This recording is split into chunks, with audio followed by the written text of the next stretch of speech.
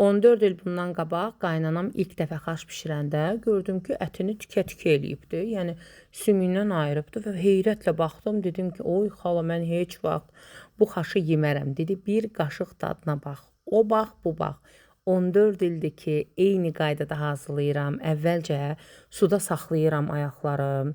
Dillə ayağı suda saxlayıram bir 3 saat. Ondan sonra suyunu dəyişirəm, su əlavə edirəm, qoyuram bişsin.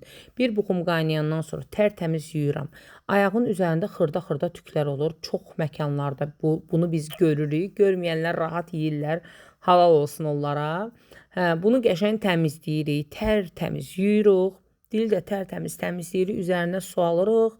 Qoyuruq vamxodda 5-6 saat tam şəkildə bişməyə. Dil ayaqdan tez bişəcək, dili çıxardırıq, qabığını soyuruq, doğrayırıq.